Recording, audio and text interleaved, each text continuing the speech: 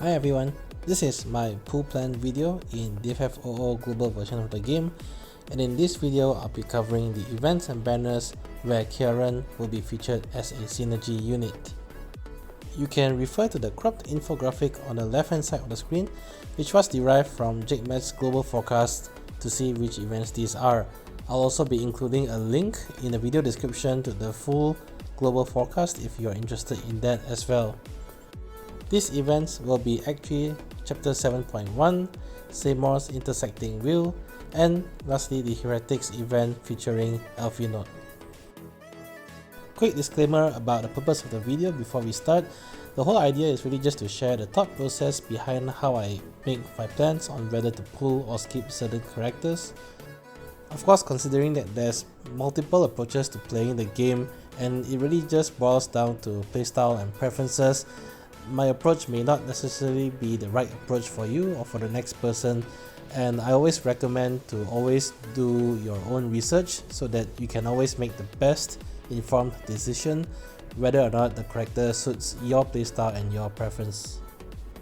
Because of that also, during the video I'll try to focus more on the thought process behind the decisions that I make. Alright, before going into Ciaran's arc, just quick tally about how I did during the previous arc, which was Laguna's LDBT. I actually spent 0 tickets and 0 gems during this arc, mainly because I actually skipped most of the banners. The only character that I was interested in this arc was Laguna himself, and I luckily managed to pull his LD on the free multi that we got, and rather than trying to pull for his burst weapon on any of the banners, I just decided to immediately spend 50 burst tokens to get his burst weapon and be done with the banner, and subsequently I also skipped all the other banners on this arc. I already have all of Terra's gear before the start of this arc, so she was also an easy green for me, and with Laguna and Terra built, I felt that there wasn't really any need for any other characters on this banner, hence the skips. So coming to the first event in this arc, it will be on Act 3 Chapter 7.1, and there are going to be 2 banners featured on this event. The first banner will feature a rerun of Ciaran's LD as well as his newly featured burst weapon, and General Leo will also get his LD weapon released on the first banner here as well. The second banner is a pure rerun banner with Van LDBT and Arciala LD. Ciaran functions primarily as an aura bot support, and his burst weapon actually nicely complements his role as a support character, because his burst aura provides him additional boosts to or buffs to the party. Notably, his burst aura does provide HP damage up and the coveted HP cap up as well, which really complements other support characters such as Ramza or Garnet. That being said, at the same time, because we do already have access to both Ramza and Garnet at this point in the global version of the game, it may be a little bit difficult to find a place to fit Ciaran in, given that both Ramza and Garnet are the so-called premier support characters in the current meta in the game. His BT aura is dependent on the number of stacks he has, but considering his kit, I don't think that that's really a big issue with him, and he may be a worthwhile pull if you feel that you really need a strong BT aura bot support character. General Leo, as I mentioned, will have his LD released on this banner as well, and he does receive a very hefty rework considering that his kit was pretty outdated before the release of this event. General Leo's LD provides him a new buff that boosts damage in a very unique way. For every single HP dump that your party does, as long as it's a single target attack, his LD buff will grant 1 additional HP dump after that, which will cap out at 10% of that character's max obtainable brave. So for example, if a character has a single target attack that has 5 HP dumps, his LD buff actually grants an additional 5 HP attacks, and although the numbers on the extra attacks wouldn't be that large because they cap at 10% max obtainable brave, keep in mind that this is per HP dump, not per attack. And with the introduction and the coming of multiple HP dumps being more and more common now, you can expect that this buff will significantly boost your damage over the course of the fight. Of particular note also is that you actually get access to this unique buff through his LD call, and it will come in the form of a party-wide call aura for 3 turns should you use him as your LD call. And given that it is a pretty unique mechanic or unique way to actually boost the damage that you do, I feel that his LD call does provide a lot of value. So for the first banner, I will be throwing tickets, using tickets instead of gems, mainly because I'm already capped out at tickets and I do need to start using some of them. And my price here will be aiming for General Leo's LD. I already have Ciaran up to his LD, and whether or not I get his burst weapon, I don't really mind either way. If I get it, it's good. If not, then I'll just pass him on and move on to the next event. Coming to the second banner, Van receives a rework and his C90 upgrade that provides a much needed boost to his EX. Before this event, his S1 or S2 actually does more damage than his EX, which means that you actually never really want to press his EX button. But I guess things change now with his C90 boost. Arciela herself does get updated in terms of her damage output to be more in line with the current meta, but her role as a support character with access to HP silence still remains the same. The second banner is very easy for me. I already have every weapon on that banner except for Van's burst weapon, and I really have no desire throwing in resources just for the burst weapon due to the low rates that it has. Around this time in the JP version of the game, they also released a rerun of Ida, LDBT, and Setzer LD. Now these sort of banners are always a question mark when it comes to global, because the game developers does have a history of mixing things up when it comes to the rerun banners. So whether or not we will get this banner is still a question mark. If we do get this banner, it's an easy skip for me because I already have all the weapons on this banner. Ida is actually a pretty decent aura bot support, and her BT aura is actually pretty okay. The only problem for her is that we now have access to Garnet and Ramza, and during this arc we also have access to Ciaran, all of which I actually think are better aura bot support than Y'shtola. So there's really not a lot of incentive to chase for her. If you have spare resources and if you do need an aura bot support, why not just go for Ciaran over Y'shtola. Setzer's damage is pretty outdated. He does have the unique ability to allow everyone in a party to hit for rainbow damage, and for those not aware, rainbow damage is that you will immediately cap out the brave damage that you do regardless of the enemy's defenses or the brave damage reduction effects in play. Now that seems pretty strong, and it still is pretty strong, but the fact that you do have to give Setzer a slot in your main party just to do it is pretty crippling, I guess, because Setzer himself at this point of the game doesn't have a lot of damage under his belt. However, that being said, Setzer does have another important utility, which is access to Freeze Joker. There are only 2 characters in the game who can inflict freeze debuff on the enemy, Setzer being one of them, and the other is Cater with her LD. If you actually skipped or do not have Cater LD, then Setzer is pretty okay, if only for the Freeze Joker ability. In the current meta in the game, I don't really see a lot of need for rainbow damage because we are sort of overpowering the current content with the key strong support characters like Garnet and Ramza. The next event will be Seymour's Intersecting Wheels, and I'm pretty excited for this event as well. I always sort of liked Seymour as a character, even though he actually doesn't do very well in this game up to the current meta. However, with this event, he does get access to his LD, and his LD, I must say, is pretty loaded. His LD and LD call dispels all enemies buffs, delays all enemies by 2 turns. It also has an attack down, brave and HP damage up tied into that one attack. And the cool or interesting thing about this debuff is that the potency of the brave and HP damage up actually becomes stronger the weaker the enemy is. Having all of this in just a single button push, I think is really quite insane. Imagine if you just use it as an LD call. Delaying all enemies by 2 turns is similar to Cloud's LD call ability, and you get all these potent debuffs as well, and you also dispel all enemies buffs at the same time, which is actually still quite an uncommon utility to have. Not many characters can actually AoE dispel all buffs, so it is a pretty loaded LD call ability, and for this reason I am using Tickets to Chase.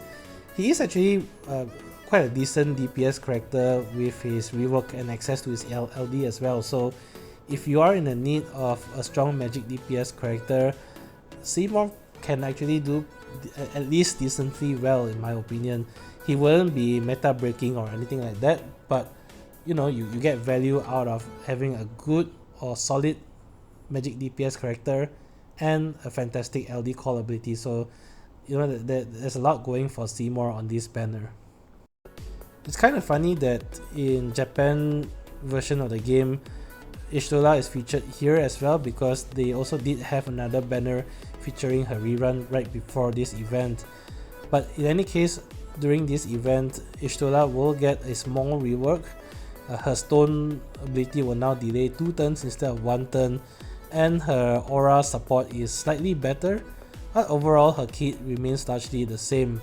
So overall I think she's still sort of a solid sort of aura bot support, but you know, why do you need a solid support when you have meta breaking supports like Garnet and Ramza? That's really the thing going against Xcaliblur at the current point in time. Final event on this arc will be the Heretics Event, featuring the release of Alphinaud's LD weapon. Now, as I was looking at the changes that Alphinaud receives around the time of this event, I really have to say that his changes actually fixes a lot of issues that he had with his kit before. Firstly, his Obsidian's duration is doubled to 8 turns instead of the previous 4 turns. His new LD also provides the entire party, including himself, with break immunity. So the break immunity combined with the 8 turns duration of his Obsidian buff actually allows you to very easily maintain 100% uptime of Obsidian. Interestingly, his LD also provides a new debuff on the enemies that does HP damage after they receive any sort of attack. In a way, you can consider this a weaker version of Laguna's Desperado BT debuff. The potency of this HP attack though is significantly weaker compared to Desperado, of course being that this is tied to an LD whereas Desperado is tied to a BT ability. You can't really expect them to be in the same league, but the LD debuff HP attack that it triggers here is only roughly about a third of Desperado's potency. The one thing that I think goes against Alphinaud is the fact that Shadow Flare triggers after any turn. Now this may sound like a good thing, but imagine going through a fight where you see the poison animation after every single turn that you take. It sort of really prolongs the fight just on the animation time alone, and most of the time you really wouldn't need the poison effect anyway, because your attacks would be breaking the enemy anyway. The other character on this banner receiving an LD is Waka, and as you can see, Waka doesn't really do a lot here in this game. The thing that I don't really like about Waka is that his LD debuff is very RNG.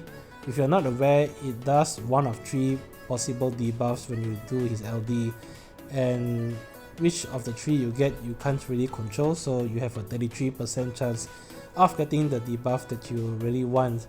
And in end game content being very unforgiving, the less RNG you have, the better it is for you to have more consistent runs. So I wouldn't really recommend Waka in any way, shape or form. Overall, for me, this banner is a skip, and I'm skipping here because I'm already decided to pull for the previous two banners, and I really want to have one banner where I can save resource. The other reason why is, at this point of the game in my roster, I feel extremely comfortable with the number of support characters I have, and really I feel that even if I did pull for Alphinaud, I don't think I'll be using him that much.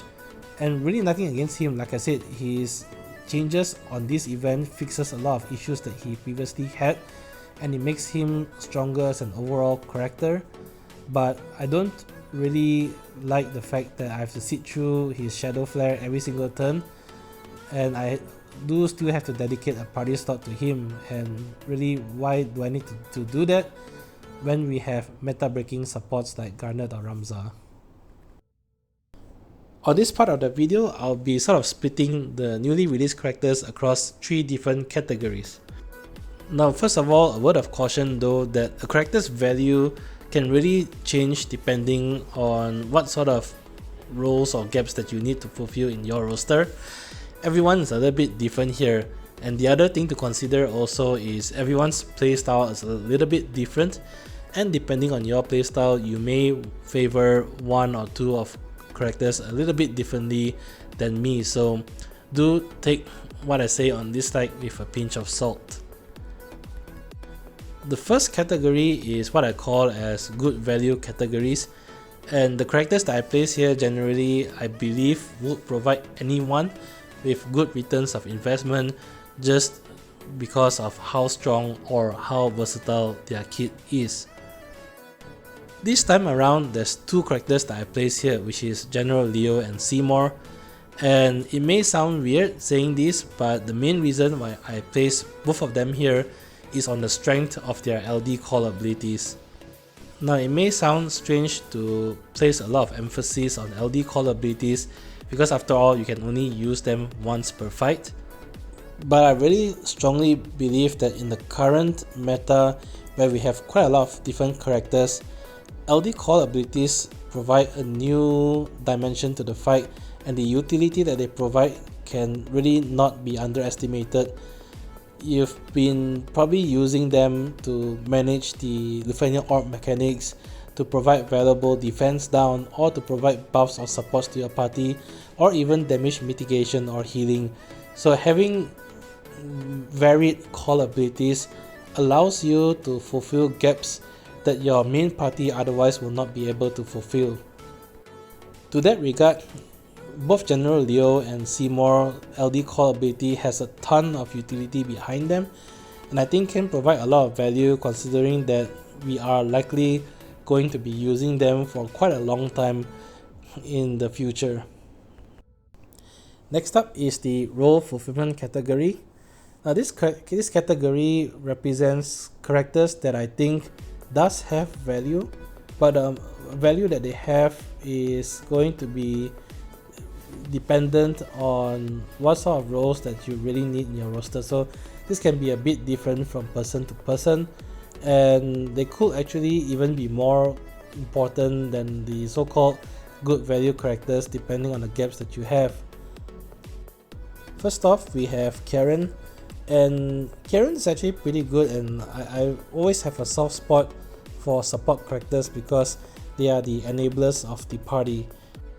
Ciaran really does have pretty much almost everything that you want in an aura support, and his burst aura providing the HP damage up and HP cap up is pretty nice as well. And to be honest, I would probably rate him good value if we didn't have access to Garnet, because I feel Ciaran and Ramza is actually quite a good aura duo combo as well. But the fact is that if you've been playing since the GL 4th anniversary, you probably have access to Garnet and likely Ramza also. And Garnet and Ramza is really all you need for aura support. Both of them together breaks the game and will likely continue to break the game all the way until the Shinryu era.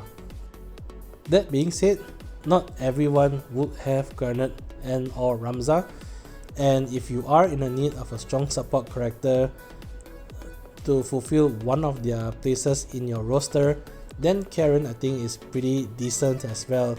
He's maybe not as strong as the two of them, but he does the job pretty darn well. Setzer, I was contemplating putting him in the consolation prize.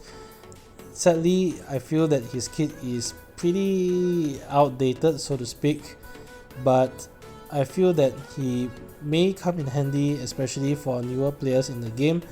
Freeze is a very rare debuff even to this day, and it does provide a ton of utility, seeing that you do have access to it as a call ability. Rainbow damage can be pretty good if you are still struggling to cap out your brave attacks, especially if you are missing quite a lot of the key support characters. Lastly is the consolation prize category, and I placed Arciala, Van, Y'shtola, Waka and Alphinaud on this category. I guess nothing bad about any of them, even Waka included, because you can actually make any of them work in Lufenia Plus stage. But the reason why they are here is that I actually think that at this stage of the game, there's probably characters that can do their job, and in many of the cases do their job better, so there's really not a lot of incentive to really pull for any of them. Arciala does have the rare HP silence ability, and only two characters in the game has it currently, both her and Kefka. So if that is something that you feel is really needed, then you can consider pulling for her. Having said that, just having her as a base call ability already provides you access to the HP silence ability anyway, so there's really not a lot of reasons to pull for her, and she's really outclassed in terms of support. Same reason for Y'shtola and Alphinaud as well. Y'shtola, I feel her time is gone.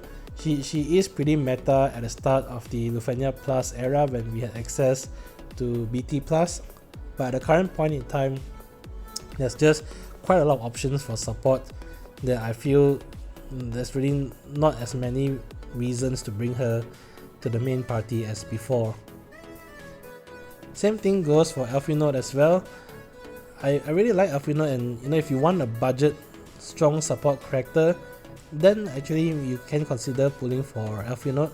But if you've already invested heavily in support characters so far, I don't think there's any reason why you want to go for Alphinaud as well.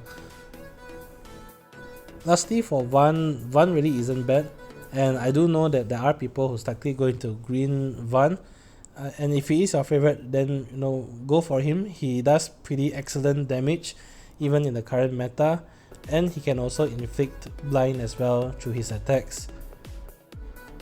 I guess the reason why I put him here is really only that I feel that we already have quite a lot of DPS characters, and unless you are new, you've probably already have a good variety of DPS characters that you can count on, where you don't really need to pull for Van, considering also that he appears on a banner where all the weapons are reruns as well. There's not a lot to be said about Waka.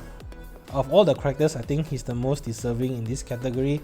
I really do not like RNG elements in the character's kit because the game is already RNG enough as it is. So trust me, just skip Waka and don't look back. That brings us to the end of the video. In summary, my plan in this arc is to use tickets for General Leo's LD. I plan to skip Van's banner, Ida's banner if it is.